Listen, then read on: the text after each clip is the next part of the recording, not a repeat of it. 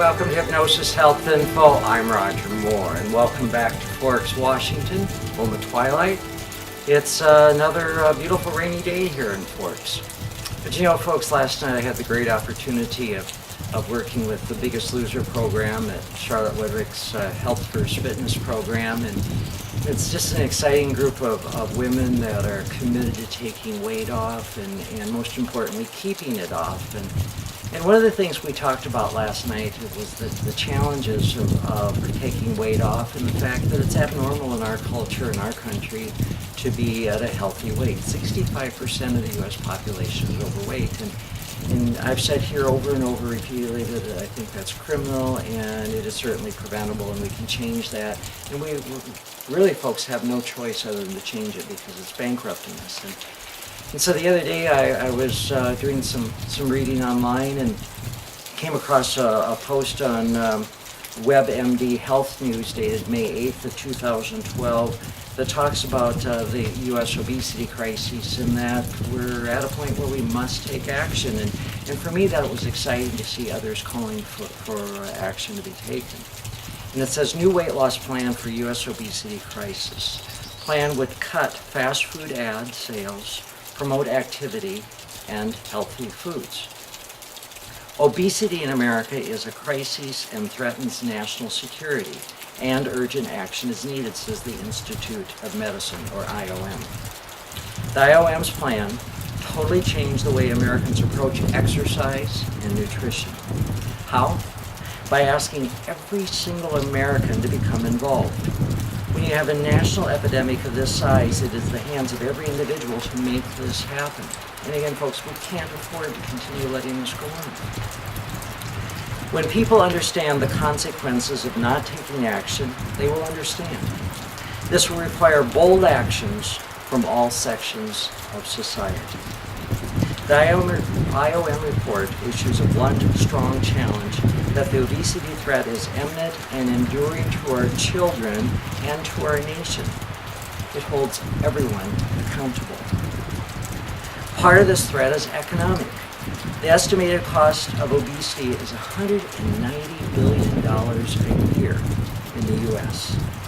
And part of the threat is that 2/3 of Americans who are overweight or obese are at the risk of diabetes, cancer, and early death. You know, and I just saw another report that talks about overweight and obese children having a 60% increased risk of heart disease due to obesity, again, totally preventable. So what can we do about all this? The IOM report spells out a detailed, extensive, and expensive plan. The plan calls for individual, community, school, and workplace action. It calls on government to confront entrenched interests in revising agricultural subsidies, restricting the advertising of sugared beverages and fast foods, and regulating restaurants and other calorie-dense foods to children.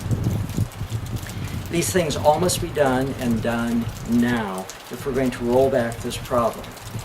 The question used to be, can we reverse the obesity epidemic? Of course we can do that. The question now is, will we? On the face of it, the IOM's plan is simple. There are 5 main goals. Make physical activity an integral and routine part of life. Create food and beverage environments that ensure that healthy food and beverage options are the routine, easy choice.